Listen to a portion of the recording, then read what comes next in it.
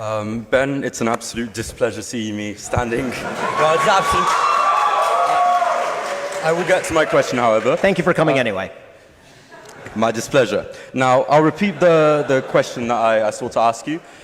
You have recently been discussing a lot about the history of the occupation of Palestine. I will call it that. I know you will oppose that, but I will call it that. The occupation of Palestine. The whole thing, right? Just to be clear? The entirety of Palestine. Thank you. You may accuse me of genocide if you wish. That is not my position. Sure. And I will, but go ahead.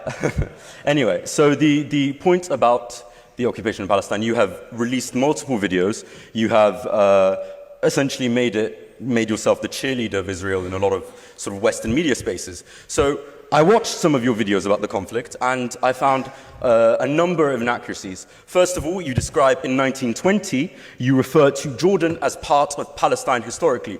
That has never been the case. There has never been a state of Jordan. British Mandate Palestine, yes.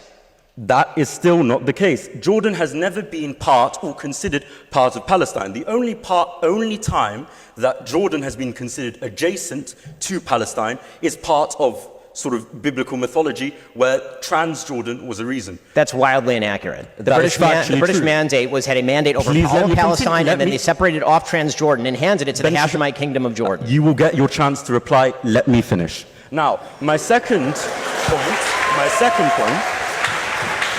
point that you have phrased constantly and consistently, and it's quite a popular Zionist talking point, is the fact that the Arabs have rejected peace every time it was offered to them. Now, I would like, of course, there's been multiple times where peace has been offered, so let's discuss some of them. The Peel Commission. The Peel Commission entailed expelling multiple Arab families and multiple Arab communities, largely agrarian, from the land in order to create a Jewish state under a colonial authority. Now, I understand, of course, you are a Zionist, so you believe that's desirable. But for the Palestinian farmers, I can imagine they would not have enjoyed that. Number two, you mentioned that that after 1948, the Arabs had the chance to negotiate and make peace with Israel. Apart from the fact that in 1956, Israel invaded the Sinai in Egypt, unprovoked, purely due to the fact that President Nasser nationalized the Suez Canal. Then you claim that the 1967 war was a war of extermination. But if you will read any trusted and respected historian over the 1967 war, and perhaps you may even decide to read some of the books of Moshe Dayan about the actual conflict, where he describes that Israel actually provoked the conflict and there was no chance of the extermination of Israel. Then you claim that the 1973 war was a war of the destruction of Israel once again, which it was not. It was actually the reclaiming of the Sinai and the Golan Heights, which Israel has illegally occupied. So, you have lied multiple times. I can continue if you would wish, but I would like to ask you the question. When you lie, do you feel shame? Okay, so.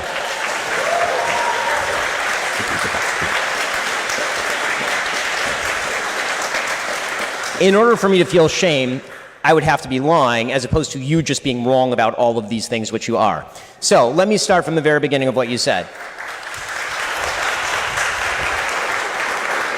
Let's try to go through the calendar. British Mandate Palestine was ruled by the British. They carved off Transjordan in 1920, and Transjordan was made into Transjordan with a Hashemite kingdom, which, by the way, is not domestic to the actual Arab Jordans. If you're talking about a colonial outpost, Jordan would be it, since the Hashemite kingdom has nothing to do with the actual Palestinian Arabs who are living in Transjordan. Talking about the Peel Commission. If the idea is that there would have to be a separation of populations in order to effectuate a two-state solution, which you deny, then I was right. Of course, there was a deal on the table. The Jews accepted it. The Arabs rejected it. So you did not actually undermine my case. In his diary, there should be no deal in the first place. In his diary states. Hold on. I listened to your whole bullshit history for like 5 minutes here. So at least let me respond to it. Your entire claim is that the Arabs did not reject peace, and then in your own disquisition, you admitted that the Arabs rejected the Peel Commission plan, which was a separation between the Jews and the Arabs, which gave an extraordinary amount of land to the Arabs. The Arabs then rejected the peace partition plan proposed by the United Nations in 1947. They then proceeded to reject the Oslo Accords in 93. After that, they rejected the Wye River Accords in 98. They rejected Ehud Barak's very generous offer in 2000. They rejected Olmert's very generous offer in 2008. Every single peace deal that has been proposed by Israel or anyone else has been rejected by the Arabs for a very simple reason, which was the very first question I asked you. You do not accept that there should be a Jewish state anywhere in this region. So as long as that's the case, there's literally nothing to argue about. You cannot simultaneously maintain the position there should not be a Jewish state anywhere in the region and then tell me that I'm wrong when I say that the Arabs will not accept a two-state solution. You yourself say that there should not be a two-state solution. So the first point that I'll firstly address the last point that you made about the Palestine and whether there should be a Jewish state. The point you are making there is you're suggesting that the Arabs will not accept a Jewish state. Well, the reason that the Arabs would not accept the Jewish state is multifaceted. It's complex. Let me finish. So, the reason that it's multifaceted is due to a variety of dynamics. The Zionist movement arrived as a settler colonial project, and it is described as that.